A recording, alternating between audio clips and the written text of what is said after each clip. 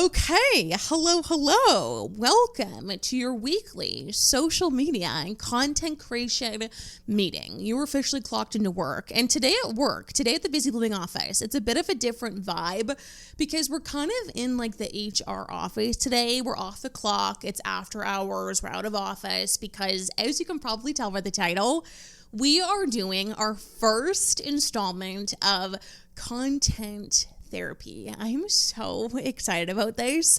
The vibe is right for today. I got my sweatsuit on, fresh candle burning, all the lights are down in the office, and today we're going to be diving into so many different topics about content, social media, influencing, all of it, like all of the things that we love to talk about so much over here, but in a bit of a different way. I have a ton of voice notes from Busy Blooming HQ we're going to listen to. I have a ton of questions that I asked for this morning on Instagram, and regardless of like kind of the vibe you're in, if you want to talk more about content strategy or more of like the mental health mindset stuff, we're going to cover it all today. And I'm going to try to be as efficient as possible and like get through as many questions as I can. So everything is timestamped below. So please feel free to like pick and choose certain parts of the meeting or listen to the whole thing. And I'm just so excited for this first installment of content therapy. I love talking about everything we're going to talk about today so much. I really do think creating content on social media and growing on social media, making it your business, your job, growing a brand, a following, all of it, it is so deep. And it is so hard, and it is so isolating and emotional and overwhelming, and there's so many decisions you have to make all the time, and so many times it can feel like you are the blind leading the blind. There's no rules, there's no standard, of what to do in every situation. There's no rule book, and that's why we're all here today in the office of Busy Blooming for our first installment of content therapy. So I'm so excited for this. Thank you to everybody in HQ who submitted a voice note and everybody on Instagram who submitted a very thoughtful question. So let's get into it. Let's clock in and let's go to work together today. Okay, so we're going to talk about things that weigh on us as content creators today. And honestly, one of the biggest challenges for content creators can be the financial side of running your business. Things like chasing invoices from brands, losing track of your expenses, not knowing where I stand financially at any given time. It just all can add up mentally. That is why I recently started using Xero, and I wanted to share it today because I think it could help a lot of you too. Xero is a cloud-based accounting platform built for small businesses, and yes, being a content creator is running a small business. What I love about it is that it takes so many of the stressful admin tasks just completely off your plate. It handles your invoicing, so I can send professional invoices to brands and actually set up automatic payment reminders instead of sending those awkward follow-up emails. It connects to my bank, so transactions come in automatically, which means I can see my cash flow in real time, so no more guessing or that sinking feeling that comes at tax time. And speaking of when it comes to doing my taxes, which can be so overwhelming and weigh on you so much as a content creator, everything is already organized because of Xero. I can pull reports and share them directly with my accountant, so we're not scrambling last minute. If you've been overwhelmed by the business side of creating, this could be a real game changer for your peace of mind. The offer at the time of making this video is 90% off for 6 months using the link in the description below. A huge thank you to Xero for partnering with me today on this video, and let's get into it. Okay, let's start off with a voice note. We're going to kind of rotate between voice notes and questions. There is nothing I love more than a voice note. Like, you have no idea. Okay, let's get into it. Hey Tess, my name is Riley Frayne and I'm brand new to the Busy Blooming HQ, but I love all things content and social media. I am a personal trainer and nutrition coach who just launched my brand and I'm going full force into it. I want to do this and I want to make money off of this, but also from social media because I just love filming and editing and posting my life. I have a podcast, YouTube channel, TikTok, and Instagram, and I feel like I'm just a little bit overwhelmed on knowing where to start and growing my platform.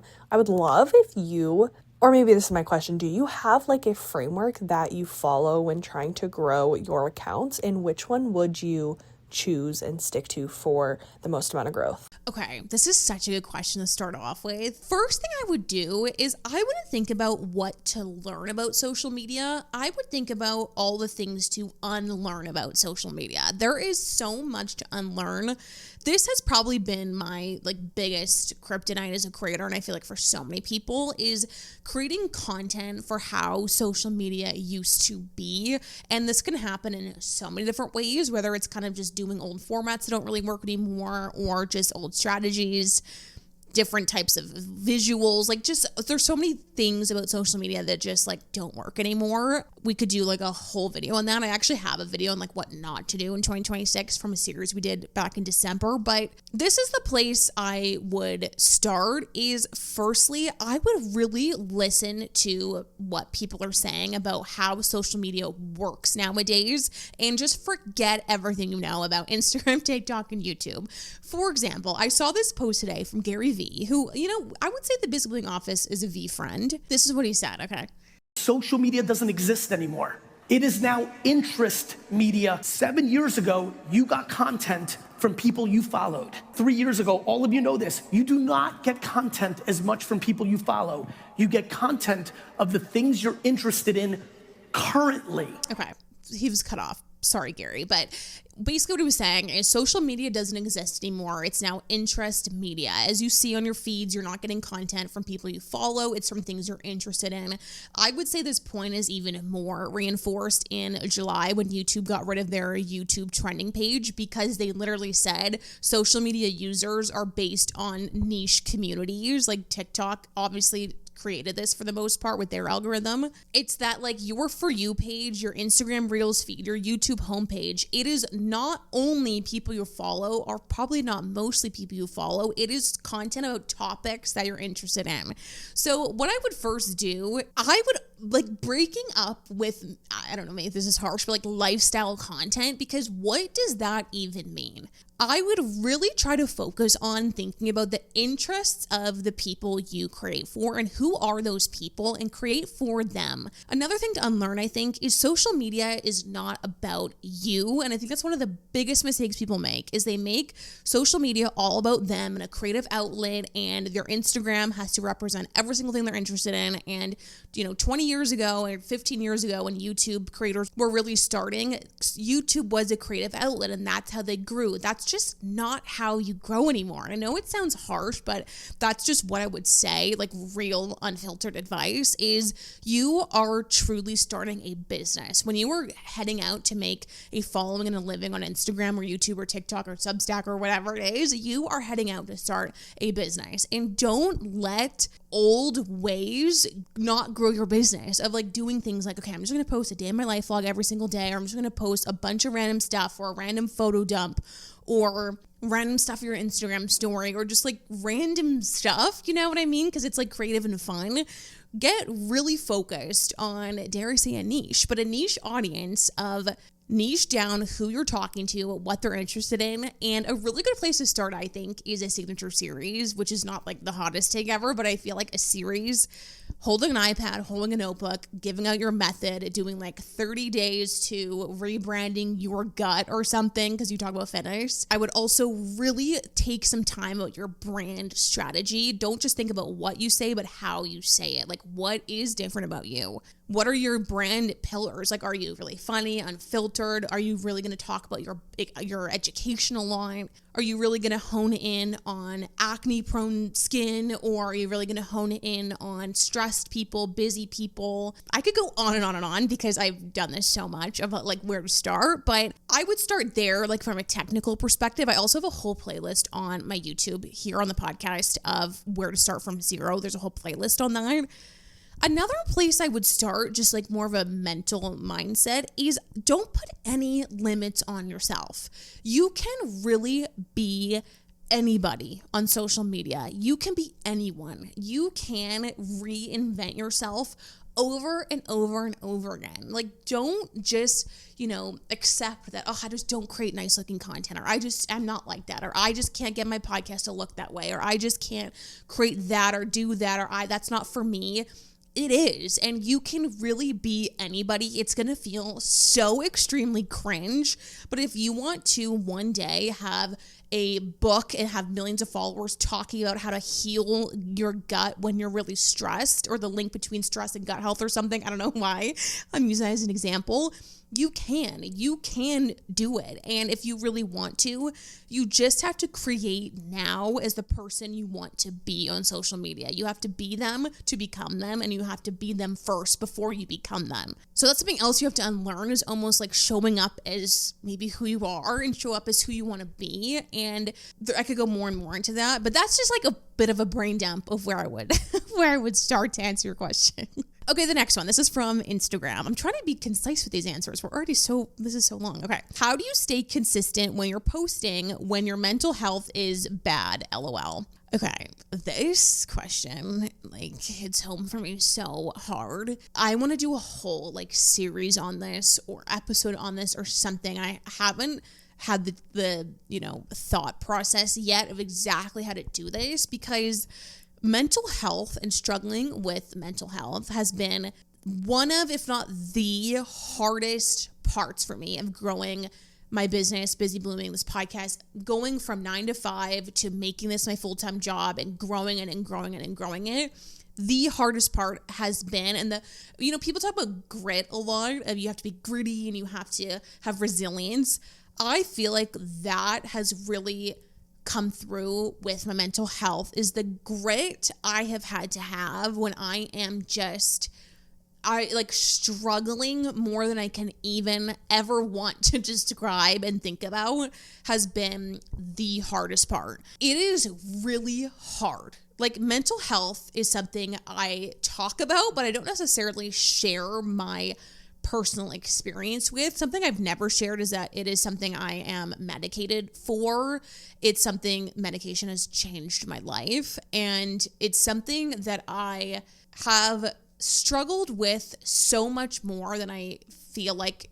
I don't know if I'll ever go into detail, but it is if you know, if you have anxiety, OCD, depression, anything that's not just having a, normal mind and brain, creating content and being an entrepreneur, it is torture a lot of the time. It's really, really hard. And being consistent is the most hilarious concept when you think about, okay, post every single day, but you're in, for me, the worst OCD flare-up of your life, or maybe you're really struggling with depression and you're anxious or whatever it is, and it is just so, if you know, and it's this dichotomy constantly between people on social media telling you, be consistent, you have to be consistent, you have to post every single day, but then you are not consistent. Your mental health is not consistent. It is so hard. And so I don't know. I honestly, can I be honest? I don't really have a lot of advice to give, because it is every single day something I deal with. My mental health has transformed over the last year. I am in the best mental place I've ever been in my life right now, as of sitting here today. Thank God, literally. Now that I feel like I'm in a place, I'm in such a good place, fingers crossed, than I have been in such a good place for a long time now. I want to start sharing more about it. But in terms of advice, just know that what you're feeling is something I really empathize with and relate to. And it's really, really hard. And something that really helped me is this whole acceptance of messy consistency. And it's really hard depending on how your mind works and all these things, but breaking up with this perfect schedule and perfect routine and perfect rigid have-tos and rules and schedules, and really trying to view, firstly, mental health is the best business strategy. The best thing I ever did for my business was really get in on my mental health, but also just realize that your journey in your mental health is not like everyone else's or anybody else's. So don't put yourself in boxes that weren't made for you, and make your own box, make your own rules. I feel like it's not too hard to add up all of these different things of just the way I talk about social media, because I really, really believe in frameworks over schedules and pulling and pushing and resistance and alignment and flowing and messy consistency and all these things, because I, maybe now, but I haven't been in a place forever really in my 20s where I could just film and just post every single day, because your mental health, if you are in years of like, especially my mid 20s where it's really, really bad, and it's just like, if you know, you can't just lock in and like push through. Like sometimes you can, and like you have to kind of know that push and pull with yourself, but you have to create your routines and frameworks around you that fit in with you. And anyways, I could go on and on about this, and I think I will do more of a series or something about this more, because there's a lot I could say, but just know it's really, really hard. And create a framework that works for you, and and don't put yourself in a box that people who don't deal with what you deal with go through, if that makes sense. Consistency is all about your energy and your brand rather than like posting every day, Okay, let's do another voice note. The voice notes are so fun. Hi Tess, my name's Laura. I'm a German content creator and I talk about knitting.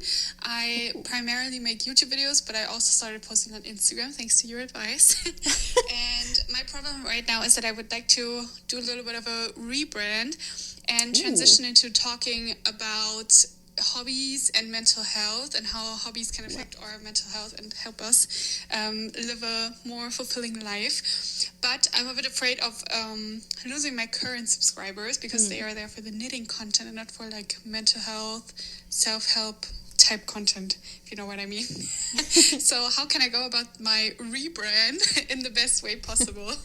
Okay, Laura is like right on the vibe of what we're talking about. Okay, I love this question of, okay, how do you rebrand, but then do you like just rebrand and then maybe lose some of your followers, like all of that? That's a question that hits home for me as well. I would say make a decision of, do you want to have knitting, or like if this is not Laura listening, like for anybody else, if the topic you currently talk about, is that something you want to talk about when you have 1 million followers, when you have all your goals, when you're, where you want to be? Is that what you want to still do? Because for me, when I rebranded a few years ago, I used to talk about 9-to-5 corporate, and then I do what I do now. And I lost so many followers, tons of followers, negative podcast reviews, like people were not loving it. But then, that's okay, because like, look where Busy Blooming is today. It's social media's digital office. But I didn't add in talking about social media and content into that brand, because I didn't want to talk about post-grad and 9-to-5 life anymore. So that's the first decision I would make. If you do want to talk about knitting and these other topics, then I would blend it together through each of them have to stick together and be cohesive through a through line. So there needs to be some sort of through line that blends all of these topics together, if that makes sense. So, and usually a good through line is an end goal that your audience has or a problem that they have. So let's say, for example, you want to talk about knitting and mental health. The through line of that is, like you said, of hobbies, like how having hobbies is really important, and mental health. And the problem you're trying to solve is that people are maybe overwhelmed, on their phones too much, and overworked. So then the knitting content, the way you would kind of pivot that is that it now brings in the cushioning of, it's also about mental health and mindset and all of that. It's not just like knitting tutorials. They have to have the through line that connects them, if that makes sense. So that's how I would do it. If you don't want to talk about knitting anymore, just like cut it and be like, you're going to lose some followers, but you're making room for all the new people who will find your brand. So there's kind of two ways to go about it. Okay, I got some questions that are in a similar vein. So somebody says, when do you think you're a successful creator? Like, when is it finally like success? And then somebody else said, how do you stay content with where you are when you're so far away from where you want to be? So this is a question that it's like such an interesting concept. It's not just to do with content, but it's just this whole idea of chasing. I really, really believe that success is the person who enjoys the journey the most is the successful person. Because speaking from experience, I would say now, today, I'm 29, I do all this full time, all of the numbers and incomes and all these different things. I have hit every single goal plus a lot more that I had a few years ago. And I have never felt like, okay, this is it. I'm done. I am successful. I have everything. I'm 100% content. And I always thought I would feel that way. I thought when I got that YouTube plaque and this was my full-time job and I had an, X figure year and I was making X figures a month and all these things, that I would feel this way that I don't think actually exists. And I think the only way to get that feeling that we want, that contentment, is the secret to happiness, which the secret to happiness is not having what you want, it's wanting what you have. And if you are happy and you want what you have, that's when you will feel what you think success feels like, in my opinion.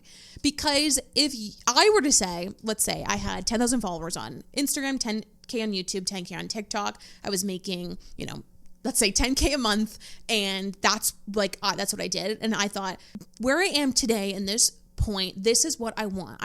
I have what I want. These 10,000 people who I talk to, I'm so happy I have them. I have such a good income. Like, I'm so happy and I want what I have. That's not to say that duality doesn't exist, where you can't also have goals and other things, but that first piece of the duality of the two pieces exist together, of wanting what you have but also having goals.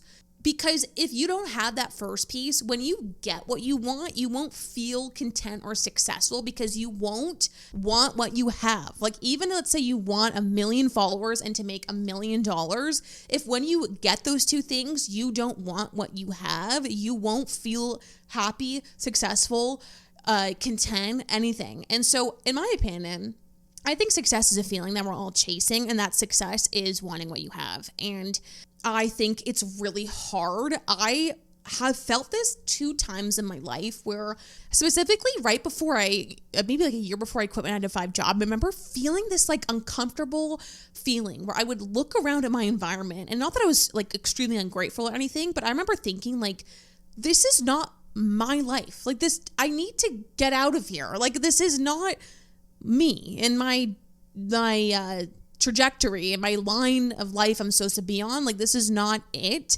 And it's that uncomfortable, messy middle where in the hallway between where you are to where you're going, and you're in the hallway and it's messy and it's uncomfortable. But again, still being in that time, it's so important to reprogram your brain to want what you have. And I think that is success. I think success, obviously is just achieving what you set out to do. So if you want to be a full-time creator or whatever it is, and once you do, I just feel like as somebody who's on the other side of it and gone from 9-to-5 to full-time, it's really hard for years to get out of this scarcity mindset that you're going to lose it, because and lose the money and lose the views, and what if something, it doesn't feel consistent, it feels so unstable and so new, and you're working 1 million hours a week and you're just trying so hard. And I don't know, I feel like this stability, successful, peaceful, perfect routine, whatever, once I completely gave up on having that feeling where everything is perfect and organized and, check a box and everything's so, and whatever, is when things felt a little better. But I don't know, I feel like it's just messy, right? This whole world we're in is so messy. And so success comes from enjoying the journey and wanting what you have. That's in my opinion, I think. Ooh, this is such a good question. How to be professional when you don't end up liking a product from a sponsor. This is so awkward and so hard. This has actually happened to me before. Here's what I would do. Okay, let's say you got a product. Let's say you're a skincare product that you don't like, and maybe they're paying you to post about it, or they gifted you to post about it. If I didn't like it, I would take some pictures and videos and content of it without my face in it. And I would email the brand and be like, hey, I have attached some UGC content, no extra charge for your socials, your marketing. In complete transparency, I feel like this product just doesn't align with my audience and my brand, and so I don't feel comfortable posting it, but I wanted to provide some content for you to use. Like, that's probably what I would do, but I honestly wouldn't post it if you really don't like it, because could you just imagine the reputation of what if someone uses it and then they break out and it's bad? Your brand and your integrity as a creator is so important. And so that's what I would do. I would maybe send them some little videos and pictures and be like, here you go. But I just don't think you should ever. And it is a luxury to pick and choose brand deals, but there's a difference between that and posting content you genuinely hate and just lying online. Anyone else who has advice, leave it in the comments if you've experienced this. Somebody said, the struggle of wanting to post more content, but also want to delete all my social media at the same time. Yes. As somebody who has deleted all her social media off her phone, but also wants to post more than she is, I 100% feel this. Listen, social media is horrible. It is so bad for us. It is quite literally ruining our lives. And here we all are on social media watching this and wanting to make it our careers. But you can have both. There's duality. Two truths exist. I love social media and I hate social media. There is nothing I love more than social media, the creator economy, influencer marketing. I am so passionate about it. I'm passionate about this industry and how it is growing so fast. It's the future of media. It's the future of marketing. I love how it is female dominated. I love how women have created generational wealth by themselves through social media and content. I love this industry, but I think social media has been horrible for mental health. I think it is horrible for our brains, our mental health, our time management, our attention spans, our, critical thinking. I think it can link to Alzheimer's and diseases, studies are saying short form scrolling. So I personally feel I would say, not to pat myself on the back here, but I feel I actually do have really good balance between both. I don't have TikTok or Instagram or YouTube on my phone. I have all of those on my iPad, and I have obviously everything on my computer. I scroll on Pinterest a lot for content inspo. I scroll a lot on my computer on TikTok and Instagram and save to folders for inspo. But there is such a good separation when it's on my computer. I feel I'm going to open my laptop, clocking in. I will download Instagram and TikTok, post and delete, or use Rella. But I feel not scrolling has been one of the best things for my creativity, my mental health, my time management, all of that. I do still sometimes scroll on my iPad or my computer, but when I do it, it feels differently because it's intentional. I don't have TikTok drafts, which I know is tough because, if you create and have drafts on TikTok, you need it on your phone. I can't recommend the Brick enough. I have a code also for Brick of a discount, I believe. I can link in the comments, but I need to know what's going on in social media. I need to know what's trending, the news, all of that. I have a pulse on it for work. Something else I actually do is I have Google alerts for creator economy, influencer marketing a ton. Every single morning in my Gmail, I read through the Google alerts from the day before of what happened in all these different industries that we're in, which really helps me stay on the pulse if it's something to do with work. But just delete it off your phone. That's what I would do. Okay, somebody said, advice to get over the cringe of people in real life finding and following your social media account. Social media is extremely cringy. It's weird. I'm 29 years old. It's 8:30 p.m. I'm sitting by myself talking to a camera in my office. That's weird. That's there's no one here. It's weird, but I love it. And it's cringe, and I don't know, the whole quote of it's cringe until it's successful isn't, people still think it's cringe, I'm sure. I'm sure there are people who, from my old corporate life who watch Busy Blooming or go on Instagram or TikTok and think it's cringe, or maybe they don't, I don't know. But regardless, it is really, really important to own being a big cringy loser. It really, really is. In my opinion, the cringe won't go away until it just does. And so post and feel cringe doing it. Confidence is not a requirement for action. Do things and don't feel confident. Post and feel cringe. Post and know people from your high school are going to send it to each other, and just know that. And it's exposure therapy. Like, the only way to get through it is to do it and feel cringe. I have not felt embarrassed or cringe in years about social media and podcasting, but I really, really used to. That feeling of being in corporate, and I've told this story before, brand new to KPMG, a Big Four firm, and somebody said, like, hey, we were all watching your YouTube videos, and I wanted to crawl into my cubicle and never come out. Like, it is so embarrassing and, like, vulnerable, but it's a rite of passage. Cringe is a side effect of future success. It's a hallway you have to walk through to get where you want to go, and it's cringe, and that's okay. We're all cringe. Everybody here in the Busy Living office is cringe. Okay, let's do a voice note from HQ. Hey Tess, it's Michaela here. I am so thankful for HQ. I literally feel like I am in an office family and with people who get it. But with that being said, I am wondering if you, or if you've ever had anybody ask you, like, what if I feel too boring, I guess, to be on social media and to create content.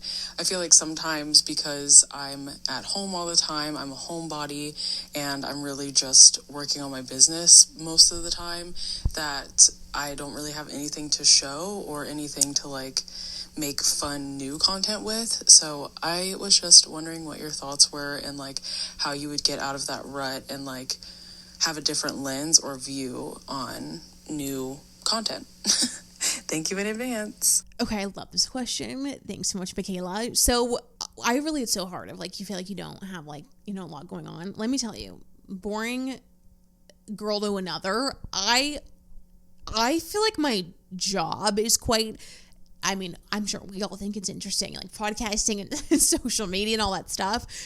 Outside of this, there's not a lot there. Like, I'm not gonna lie. I love to do, like, running, and I see my family all the time. My social circle is pretty much my family, my siblings, my parents. Like, I'm very close with all of them. My husband, of course. But I also feel like my life is quite boring. I think my job is quite interesting, but my life is quite, I love it. It's very cozy and homey and wholesome. But I also feel like I don't have this, like, super interesting life. And I would say there's a few types of different ways you can look at content. You can look at content as you share what you do, who you are, or what you think. And my content is not about what I do.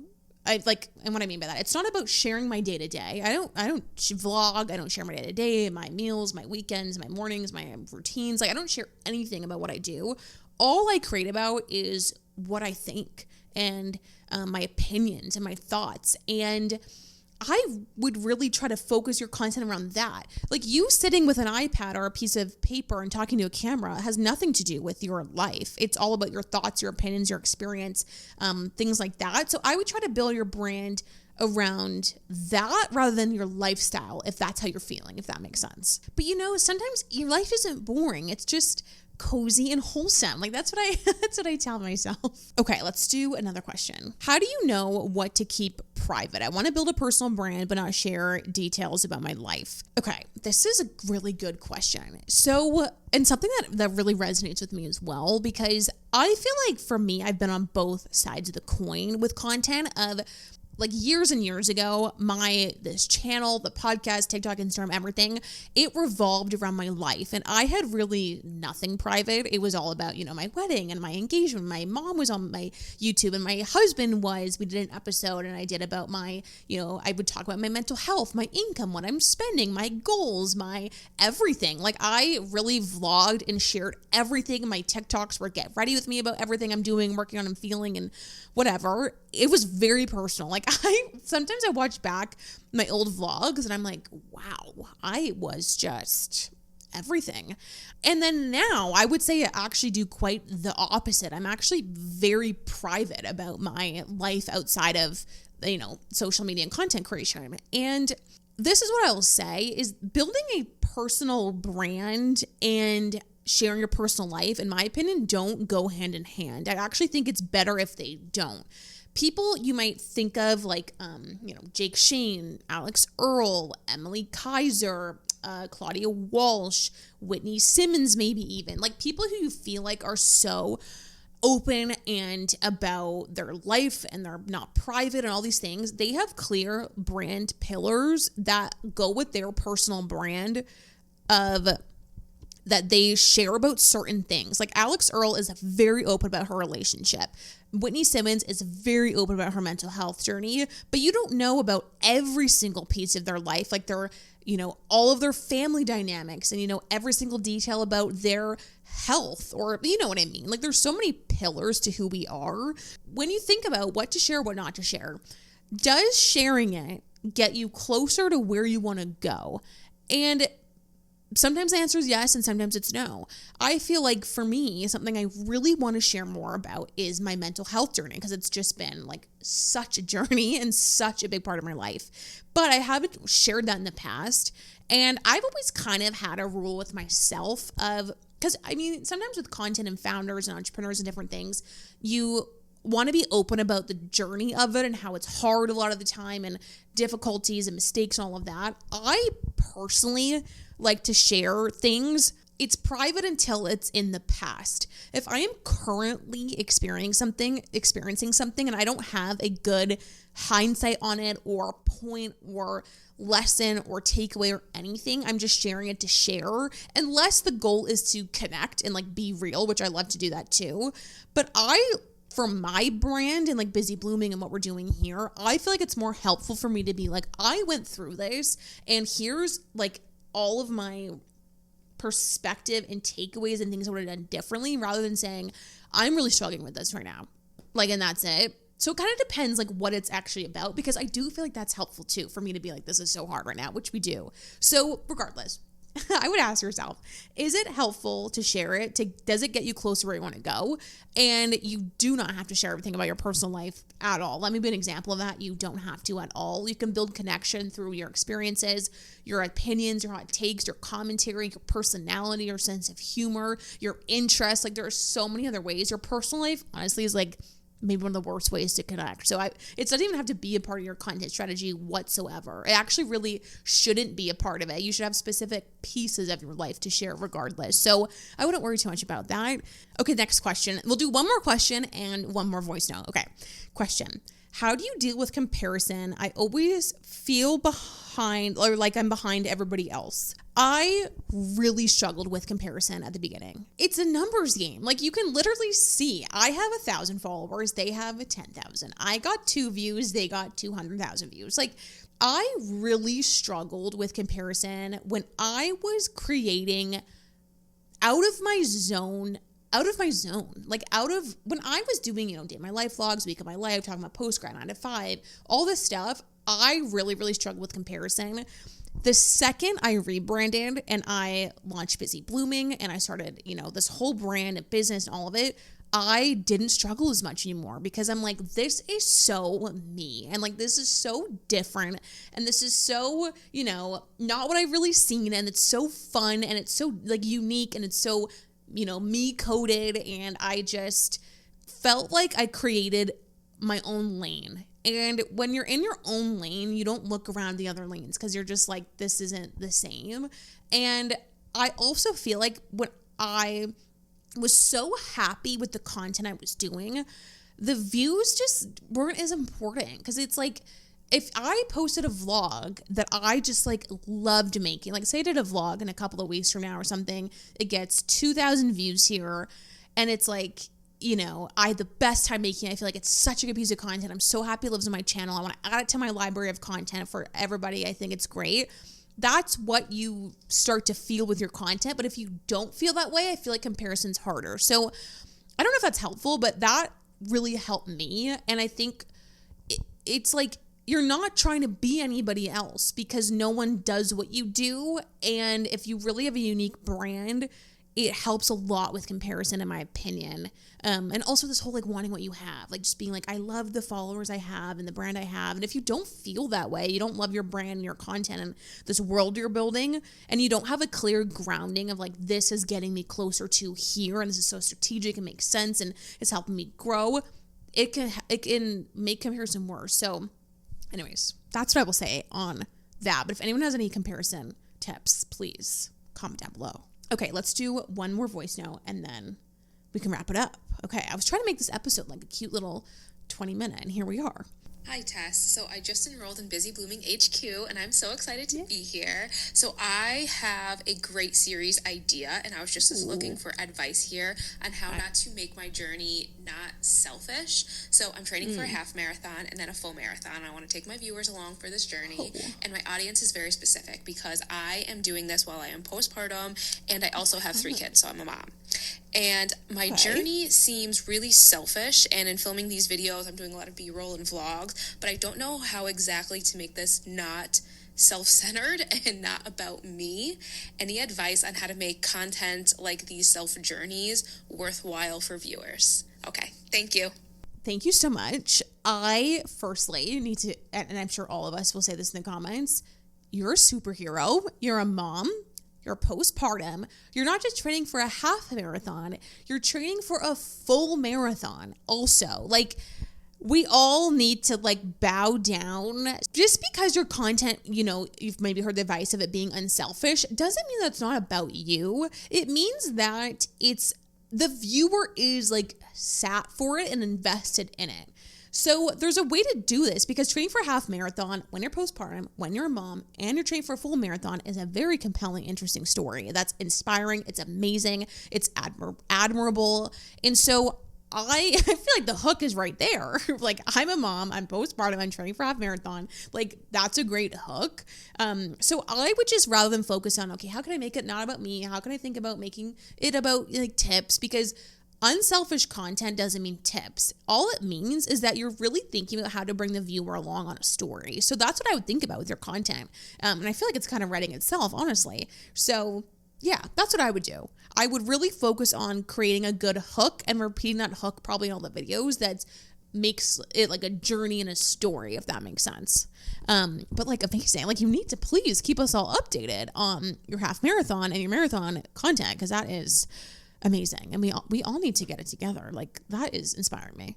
Okay, I think that is going to be it for this first installment of Content Therapy. This was so fun. I think this is the most fun I've had recording a podcast episode since I can remember. So thank you to everybody for clocking in to today's meeting. And thank you to everybody who submitted voice notes in HQ, questions on Instagram. If you want this to be a monthly installment and we could do an episode of Content Therapy every single month, please let me know. I would like love to do this more. So this was so fun. Thanks for clocking in, and I'll see you next Wednesday. Okay. I'm loving this new Wednesday schedule. So, you know, thank you everybody for adjusting to the new schedule that we're now here, the Busy Blooming Podcast on Wednesdays on YouTube and all the podcasting platforms. So, okay, I hope you're all doing well. Oh, another note, one really quick note is I forgot to say that I made a price adjustment to Busy Blooming HQ. So I got a ton of, messages and DMs and emails more than usual recently about the price at HQ